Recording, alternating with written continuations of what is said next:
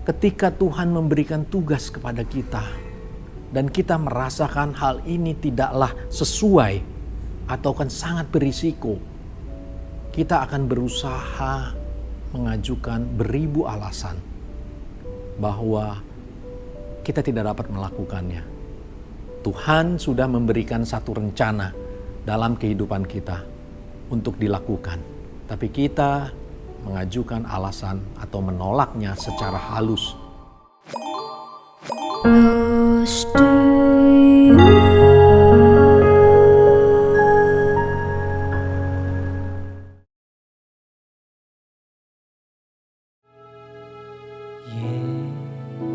Yesus, sahabatku,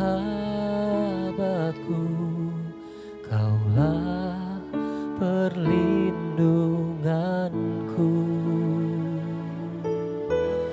Yesus, Kau Rajaku, kota benteng hidupku. Sekalipun ku berjalan di dalam lembah yang kelam, ku tidak takut, Engkau besertaku.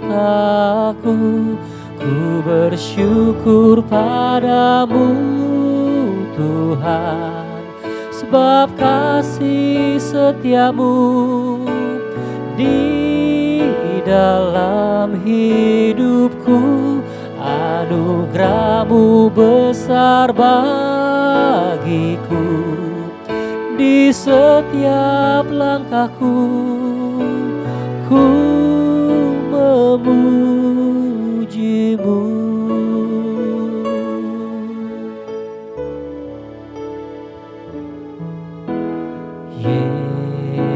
Yesus, sahabatku, Kaulah perlindunganku. Yesus, Kau Rajaku, kota benteng hidupku. Sekalipun ku berjalan di dalam lembah yang kelam, ku tidak takut, Engkau besertaku. Ku bersyukur padamu Tuhan, sebab kasih setiamu di dalam hidupku. Anugerah-Mu besar bagiku, di setiap langkahku ku memuji-Mu.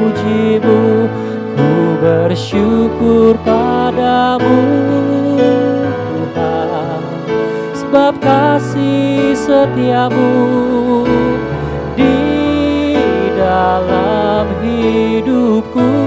Anugerah-Mu besar bagiku, di setiap langkahku ku memuji-Mu. Ku memuji-Mu. Ku memuji-Mu.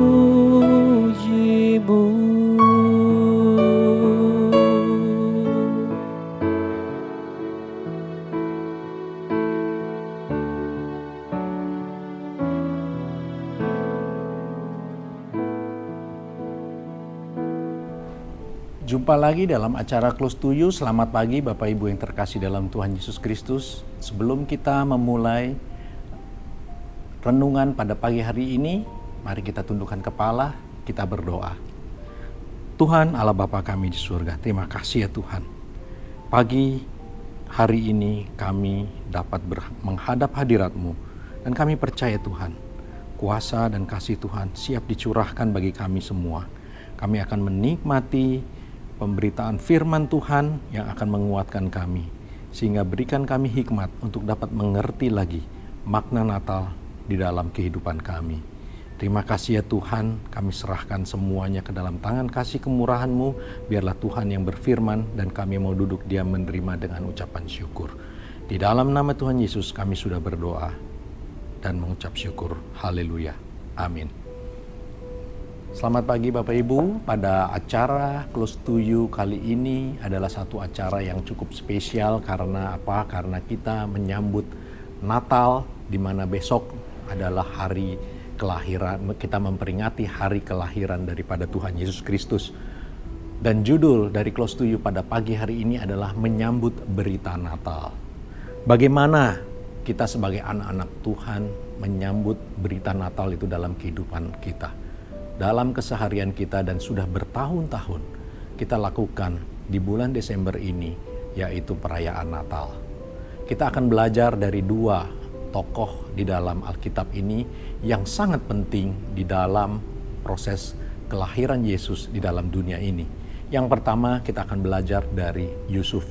Mari kita baca di dalam Matius 1 ayat 20 sampai 21. Matius 1 ayat 20 sampai 21. Tetapi ketika ia mempertimbangkan maksud itu, malaikat Tuhan nampak kepadanya dalam mimpi dan berkata, Yusuf anak Daud, janganlah engkau takut mengambil Maria sebagai istrimu, sebab anak yang di dalam kandungannya adalah dari Roh Kudus.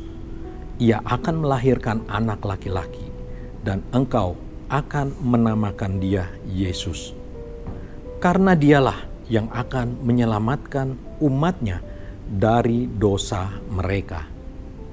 Ayat ini berbicara mengenai Yusuf. Ketika Yusuf akan menikahi Maria dan dia mendapatkan berita bahwa Maria sudah mengandung. Yusuf sebagai orang yang baik-baik, dia ingin memutuskan hubungan dengan Maria secara diam-diam. Tapi melalui mimpi, Tuhan memperingati Yusuf dalam malaikatnya, di mana diperingatkan bahwa jangan takut untuk mengambil Maria sebagai istrinya. Kenapa? Karena anak yang dikandungannya adalah dari Roh Kudus, bukan anak yang dihasilkan dari persetubuhan dengan manusia. Dan dikatakan di sini, ia akan melahirkan anak laki-laki dan dinamakan Yesus, karena dialah yang akan menyelamatkan umatnya dari dosa mereka. Sangat jelas peringatan dari Tuhan melalui malaikatnya di dalam mimpi. Jangan takut, karena anak yang dikandung adalah dari Roh Kudus. Dan Yesus adalah satu rencana besar dari Allah. Allah mengasihi dunia ini dengan satu misi untuk menyelamatkan dari dosa mereka.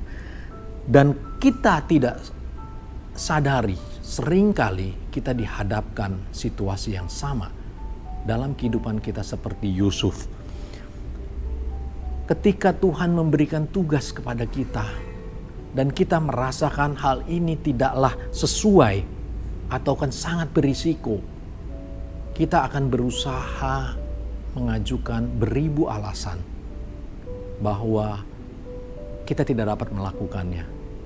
Tuhan sudah memberikan satu rencana dalam kehidupan kita untuk dilakukan, tapi kita mengajukan alasan atau menolaknya secara halus. Misal, ketika Tuhan menyuruh atau mengatakan kita untuk ikut aktif dalam kegiatan bergereja, ikut menabur, ikut menolong orang, dan sebagainya. Ketika kita diajarkan untuk membaca firman Tuhan setiap hari, kita seringkali mengelak atau memberikan alasan waktunya tidak cukup, kita masih dalam kesibukan, kita menghindari ibadah-ibadah kita di dalam hari Minggu dengan beribu macam alasan, lelah, capek, kita perlu healing, kita perlu istirahat, pemulihan, dan sebagainya, dan sebagainya. Tanpa kita sadari, kita juga sebagai anak Tuhan atau orang yang baik-baik, kita seringkali menolaknya secara halus. Itulah yang terjadi ketika Yusuf mempertimbangkannya untuk membatalkan pernikahan dengan Maria. Dan Tuhan mengingatkan Yusuf melalui malaikatnya dalam mimpi. Ini adalah salah satu cara Tuhan menegur atau memperingatkan Yusuf. Dan juga jangan kita berharap ketika kita ditegur oleh Tuhan, kita mengharapkan bahwa ada malaikat Tuhan yang berdiri di hadapan kita untuk memperingatkan kita. Bukan hanya selalu seperti itu.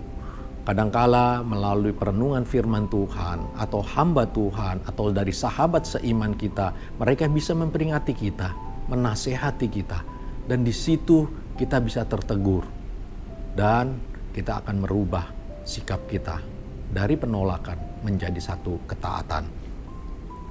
Dan apa yang dilakukan oleh Yusuf setelah Yusuf diperingatkan melalui mimpi tersebut? Kita baca di Matius 1 ayat 24 sampai 25. Matius 1 ayat 24 sampai 25. Sesudah bangun dari tidurnya, Yusuf berbuat seperti yang diperintahkan malaikat Tuhan itu kepadanya. Ia mengambil Maria sebagai istrinya, tetapi tidak bersetubuh dengan dia sampai ia melahirkan anaknya laki-laki, dan Yusuf menamakan dia Yesus. Sikap atau tindakan Yusuf setelah diperingati melalui mimpi, dia melakukan apa yang diperintahkan malaikat Tuhan itu kepadanya. Langsung dilakukan tanpa ragu-ragu. Ia langsung bertindak dan tanpa menundanya, dengan keteguhan dan keyakinan dan tidak goyah. Karena apa? Sikap keputusan yang dia ambil untuk tetap memperistri Maria adalah sikap yang sangat berisiko. Itulah iman percaya dia. Ketika Tuhan menegur, menasehati, apa yang dia lakukan oleh Yusuf? Yusuf taat dan tidak mengulur-ngulur waktu. Dia langsung kerjakan, dia langsung bertindak. Itulah yang terjadi. Kita harus dapat mencontoh dari pribadi Yusuf ini. Ketika kita mendapatkan perintah dari Tuhan, jangan pernah kita mengelak atau mencari alasan dan menolaknya secara halus. Tapi lakukan dengan ketaatan, dengan kesetiaan, dan iman yang teguh kepada Tuhan. Dan contoh pribadi yang kedua adalah Maria. Mari kita baca di dalam Lukas 1 ayat 34 sampai 38. Lukas 1 ayat 34 sampai 38. Lukas 1 ayat 34 sampai 38, demikian firman Tuhan. Kata Maria kepada malaikat itu, "Bagaimana hal itu mungkin terjadi? Karena aku belum bersuami." Jawab malaikat itu kepadanya, "Roh Kudus akan turun atasmu dan kuasa Allah yang Maha Tinggi akan menaungi engkau. Sebab itu anak yang akan kau lahirkan itu akan disebut kudus, anak Allah. Dan sesungguhnya Elisabet sanakmu itu, ia pun sedang mengandung seorang anak laki-laki pada hari tuanya. Dan inilah bulan yang ke-6 bagi dia, yang disebut mandul itu. Sebab bagi Allah tidak ada yang mustahil." Kata Maria, "Sesungguhnya aku ini adalah hamba Tuhan. Jadilah padaku menurut perkataanmu itu." Lalu malaikat itu meninggalkan dia. Di sini kita bisa melihat Maria adalah seorang yang rendah hati. Ia dipilih oleh Tuhan untuk satu tugas yang sangat penting dan sangat berisiko. Seorang gadis yang masih perawan, belum menikah, tetapi sudah mengandung. Itu adalah satu resiko yang sangat besar pada zaman itu. Karena apa? Jika terjadi dan hal itu diketahui oleh orang banyak, maka ia bisa mati dirajam. Itulah yang terjadi. Seorang Maria yang dengan penuh ketaatan, dia mau menjalankan tugas itu. Tugas yang bukan untuk kepentingan pribadi, tetapi tugas untuk kepentingan dunia. Kita seringkali dihadapkan ketika kita melakukan tugas dari Tuhan atau pekerjaan Tuhan, kita menimbang-nimbang untung dan rugi. Kita akan menimbang, aku dapat apa? Hal inilah yang terjadi ketika kita melayani Tuhan. Bukan kita pikirkan kepentingan kita, tetapi kepentingan orang banyak. Kepentingan dunia untuk keselamatan umat manusia. Maria mau menerima tugas tersebut. Maria taat tanpa meminta bukti, dan ia berada di dalam satu rumah yang sederhana. Hal ini berbeda sekali dengan Sakaria. Sakaria saat itu sedang berada di dalam rumah Tuhan, sedang menjalankan tugas. Disinilah kita melihat perbedaannya. Seorang hamba Tuhan, ternyata dia masih meminta bukti apa yang Tuhan janjikan tersebut akan terjadi di dalam kehidupannya. Ketika dia dikatakan bahwa Sakaria dan Elisabet yang mandul itu akan memiliki anak, ia masih meminta bukti, tetapi Maria tidak meminta bukti.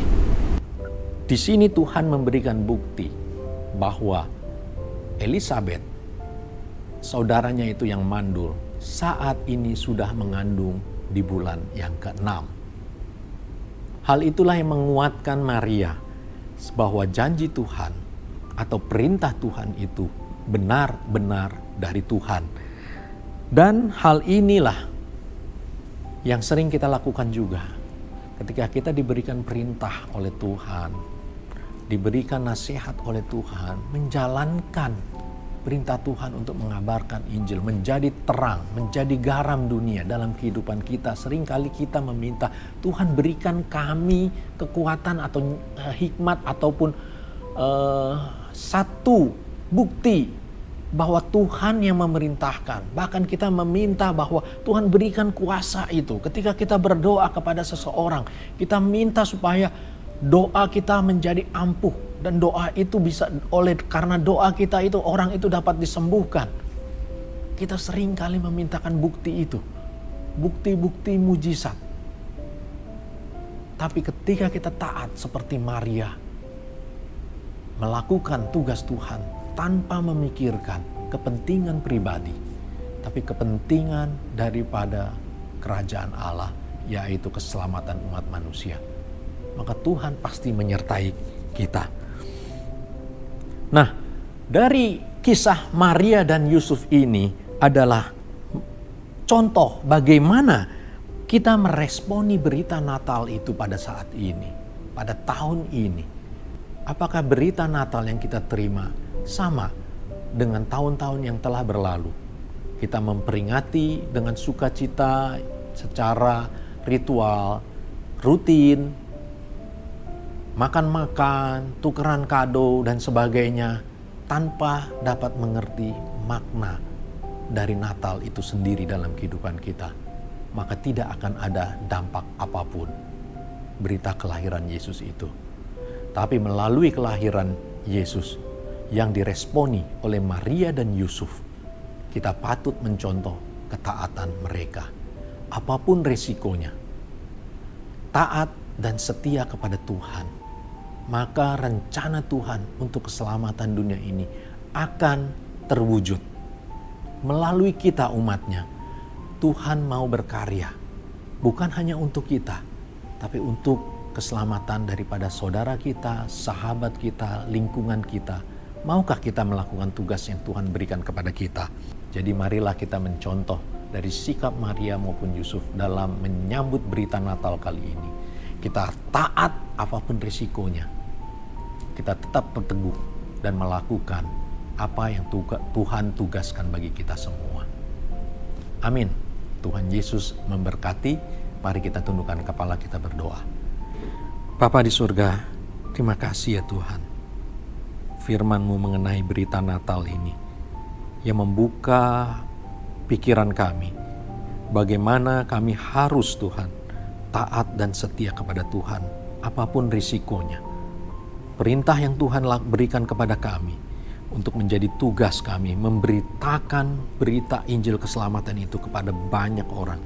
Sehingga sukacita itu bukan hanya milik kami, tapi milik banyak orang untuk diselamatkan. Terima kasih ya Tuhan atas kelahiran-Mu dalam dunia ini. Kehadiran-Mu dalam dunia ini menyelamatkan kami semua.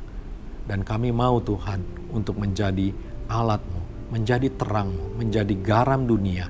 Sehingga kami berdampak dari setiap lingkungan dan keluarga dan sahabat-sahabat kami. Kasih kemurahan Tuhan akan nampak dalam perilaku kehidupan kami. Dan semuanya itu adalah untuk kemuliaan nama Tuhan. Terima kasih Tuhan. Di dalam nama Tuhan Yesus kami sudah berdoa dan kami mengucap syukur atas firman-Mu pada hari ini. Haleluya. Amin. Demikian renungan firman Tuhan pada hari ini. Biarlah semuanya itu semakin menguatkan kita dan tetap semangat. Selamat Natal dan Tuhan Yesus memberkati. Sampai jumpa di acara Close to You berikutnya. Close to You.